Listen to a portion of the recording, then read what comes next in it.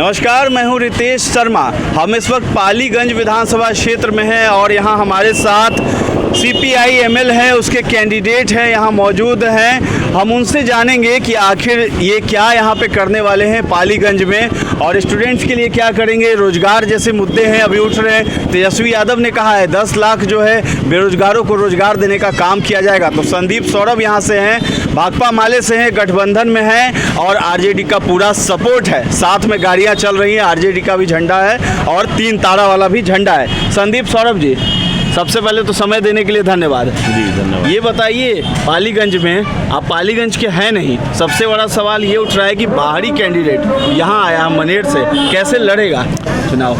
देखिए, बाहरी कैंडिडेट तो हम नहीं हैं पालीगंज में, बल्कि कहीं कि पूरा देश ही, क्योंकि पूरे देश में ही हमने आंदोलन किए हैं, संघर्ष किए हैं और वर्तमान में मैं आयशा का राष्ट्रीय महासचिव हूँ और बगल का मनेर का रहने वाला हूँ और हर जगह पे मैं मंच पे ये बात कह रहा हूँ कि मैं मनेर का रहने वाला हूँ और लोग इसको स्वीकार भी कर रहे हैं। तो देश के अलग अलग राज्यों में और बिहार के तकरीबन हर जिले में मैं कई सारे आंदोलन कर चुका हूँ, संगठन में काम किया हूँ। तो मामला शायद बाहर भीतर का नहीं है, मामला ये है कि जनता के सवालों से, जनता के सवालों पे संघर्ष कौन कर सकता है, कौन नहीं कर सकता है, ये बात है। जैसे एक पालीगंज की बड़ी शिकायत लोगों की है, जो अभी एनडीए की तरफ से जो उम्मीदवार हैं वो तो एकदम यहीं के हैं, लेकिन उनके गांव के लोग भी उनको नहीं देखे हैं पिछले 5 सालों में। नकार रहे हैं, उनके गांव के लोग भी नकार रहे हैं और ये संभव है कि उनके बूथ से भी हम लोग को उनसे ज़्यादा वोट आएगा जहाँ पे उनका घर है। तो मामला बाहरी भीतरी का शायद नहीं है, मामला इस बार बिहार का चुनाव एकदम अलग परिप्रेक्ष्य में हो रहा है, जहाँ पे पूरे बिहार के लोग जो हैं वो लॉकडाउन और कोरोना महामारी के बीच सबसे ज़्यादा जो कहिए कि सताए गए हैं, कुचला गया है उनको।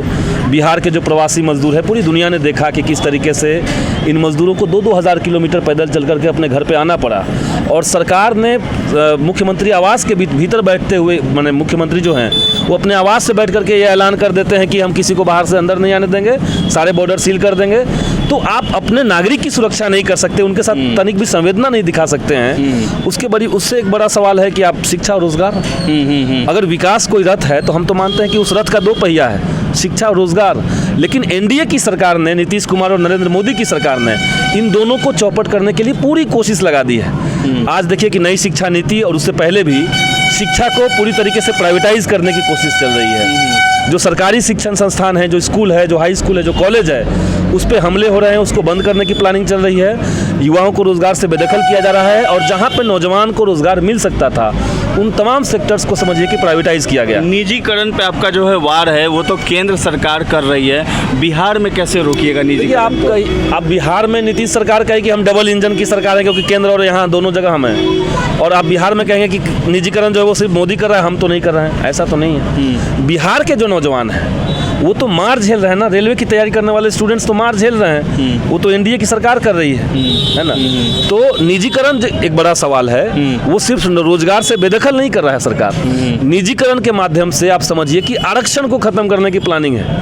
क्योंकि जब तक रेलवे या कोई सेक्टर सरकारी था तब तो उसमें आरक्षण था, लेकिन देश में प्राइवेट सेक्टर्स में आरक्षण नहीं है। तो जो प्राइवेट सेक्टर में तब्दील हो जा रहे हैं जो सेक्टर, वो सेक्टर में तब भी माने रोजगार तो है, लेकिन उस रोजगार के भीतर आरक्षण नहीं है। अगर दे दिया जाए प्राइवेट में भी, तो प्राइवेट सेक्टर में आरक्षण देके लोग दिखाएं, हम तो मांग कर रहे हैं कि जो प्राइवेट सेक्टर देश में है, दे दिया जाए तो निजीकरण फिर सही हो जाएगा। निजीकरण का बड़ा जो मोटो है वो उसमें तो सामाजिक सुरक्षा नहीं है। मतलब हम कोई प्राइवेट कंपनी में काम करते हैं और लोग झेले हैं इसको, नौजवान तो आपसे 8 घंटे तक काम करवा करके बहुत कम पेमेंट मिल रहा है। ये सारी चीज सुविधा दुरुस्त अगर हो जाए और उनको पेंशन मिलने लगे, जो सरकारी सुविधाएं मिलने लगे, तब वो निजीकरण रहेगा ही नहीं। तो निजीकरण का बड़ा मकसद है कि आप जनता के प्रॉफिट से बने हुए स्ट्रक्चर के ऊपर कोई पर्सनल मुनाफा कमा रहे हैं। स्ट्रक्चर जनता का है, रेल की पटरी जो है वो जनता की है, लेकिन उस पटरी पर जो दौड़ने वाली ट्रेन है वो प्राइवेट, उस पर मुनाफा कमाने वाली जो ट्रेन है वो प्राइवेट। अपनी जीत से कितने प्रतिशत आश्वस्त हैं यहाँ पर? जीत के प्रति मैं आश्वस्त हूँ, क्योंकि यहाँ पे नौजवानों का एक बड़ा हुजूम हमारे साथ आ चुका है। जो लोग पिछले 6 साल में नरेंद्र मोदी की सरकार का जो शिक्षा रोजगार के ऊपर हमले के खिलाफ बहुत तनाव में थे, गुस्से में थे, वो सारे स्टूडेंट्स, वो सारे नौजवान हमारे साथ हैं। नीतीश कुमार का जो रवैया रहा छात्रों को लेकर के, परीक्षार्थियों को लेकर के, आप समझिए कि पिछले 15 साल में बिहार में शायद ही कोई एग्जाम ऐसा हुआ हो जिसमें कोई विवाद नहीं हुआ, जिसमें कोई घोटाला नहीं हुआ हो, जिसमें पेपर आउट नहीं हुआ हो। तो ये नौजवान कहाँ जाएंगे? एसएससी का फॉर्म भरवा लिया 2014 में, आज 20 हो रहा है, लेकिन उसका कोई परीक्षा का पता नहीं है। 2011 में जो स्टेट की परीक्षा हुई उसका भी छठा चरण का जो ज्वाइनिंग था वो अभी तक नहीं हुआ। 32,000 स्टूडेंट्स उसमें फंसे हुए हैं। तो ये जो सारे स्टूडेंट्स हैं वो तो पालीगंज के भी हैं। तो ये सारे छात्र जो हैं ये समझ रहे हैं कि ये जो सरकार मौजूदा बिहार के अंदर है उसके हाथ में उनका भविष्य सुरक्षित नहीं है, और इसीलिए एक बड़ी संख्या में स्टूडेंट्स का जो समर्थन है वो हमें मिल रहा है। आप जेएनयू से आते हैं, जेएनयू में देशद्रोह का भी आरोप लगते आ रहा है कई अब विद्यार्थियों जो पर। शैक्षणिक संस्थान देश का सबसे सस्ता विश्वविद्यालय है, जहाँ पे आपको 262 रुपये में एडमिशन और 6 महीने का फीस लग रहा है, जहाँ पे आपका हॉस्टल रेंट 10 रुपये लग रहा है, अब गरीब तबके के लोग जहाँ पढ़ रहे हैं, सरकार की नीतियों की आलोचना कर रहे हैं, सरकार से सवाल पूछ रहे हैं, तो ये भाजपा की पुरानी टैक्टिस है और वो जनरल टैक्टिस है कि सरकार की आलोचना को हम बर्दाश्त नहीं करेंगे, आलोचकों को हम टुकड़े टुकड़े गैंग कर देंगे, आतंकवादी कर देंगे, देशद्रोही कर देंगे। अब आप एक एग्जाम्पल लीजिए, 2017 में नरेंद्र मोदी की सरकार ने चंडीगढ़ में स्थित एक पंजाब यूनिवर्सिटी है, वहाँ पे जिस कोर्स का फीस 7,000 रुपये थे उसको बढ़ा करके 90,000 किया, 7 से 90, 1100% का फी हाई किया। और जो स्टूडेंट्स अगेंस्ट में स्ट्राइक पे आए, आंदोलन पे उतरे, उनमें 66 छात्रों के ऊपर सरकार ने सेडिशन चार्ज लगा दिया। तो आप तो देशद्रोह का मुकदमा उन लोगों पे लगा रहे हैं जो कह रहे हैं कि हमारा फीस नहीं बढ़ना चाहिए। अगर किसान कहेंगे कि हमारा फसल का उचित दाम मिलना चाहिए तो आप उनको देशद्रोह कर देंगे, लेकिन सरकार ये कह रही है। लेकिन ये जुमला ज़्यादा दिन चल नहीं रहा है, जनता सरकार की असलियत समझ रही है, और इसीलिए पालीगंज में कहिए कि महागठबंधन का एक बड़ा लहर है और हम लोग चुनाव को बड़ी मार्जिन से जीतने जा रहे हैं। 15 साल नीतीश कुमार, 15 साल लालू यादव कैसे देख रहे हैं? 15 साल नीतीश कुमार निश्चित तौर से ज़्यादा बदतर स्थिति में बिहार को कर चुके हैं। शिक्षा व्यवस्था इतना चौपट कभी नहीं था बिहार में जितना अब है। इसी बीच में आप देखिए कि बिहार एक ऐसा प्रदेश के रूप में हम लोग जानते थे, आज से नहीं बहुत पहले से, जहाँ पे कम से कम सांप्रदायिक तनाव का माहौल कम से कम नहीं रहा।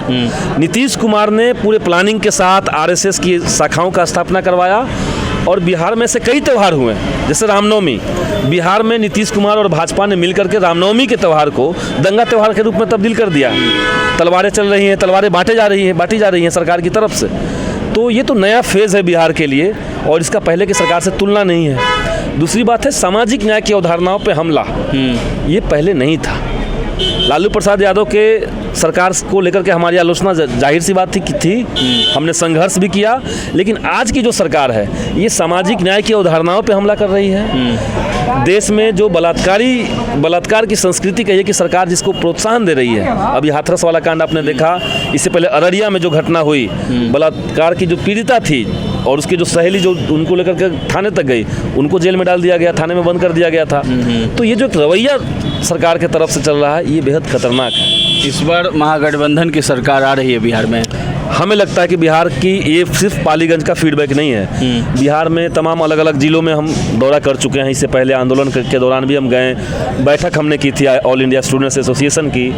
तो हर जगह एक नाराज़गी तो सरकार के खिलाफ है। और ये लॉकडाउन जो हुआ, ये पूरा चुनाव देखिए लॉकडाउन के रेफरेंस में हो रहा है, संदर्भ लॉकडाउन हो चुका है। और लॉकडाउन में नीतीश कुमार ने साबित कर दिया कि वो कठिन समय में, आपदा के समय में अपनी जनता के साथ खड़ा होने वाले नहीं हैं। और इसलिए पूरे बिहार ने मन बना लिया कि सरकार को बदलना है तो बदलना है। विधायक बनेंगे तो साल में कितने दिन रहेंगे अपने क्षेत्र में? मैं यहीं रहूँगा, यहाँ पार्टी कार्यालय में रह भी रहा हूँ और यहीं रहना है। यहीं रहेंगे? जब वापस दिल्ली नहीं जाएंगे? नहीं, दिल्ली से मेरी पढ़ाई लिखाई 2016 में पूरी हो चुकी है। मेरा पीएचडी खत्म हो चुका है। मेरा डिग्री मेरे घर पे रखा हुआ है। बिहार में ही रह रहे हैं। तो रहिएगा क्षेत्र में? निश्चित तौर से क्षेत्र में रहेंगे। जिस दिन विधानसभा का सत्र चलेगा पटना में रहेंगे, बाकी दिन पालीगंज में रहेंगे। पालीगंज में ही रहिएगा जी। चलिए, बहुत बहुत धन्यवाद आपका। धन्यवाद।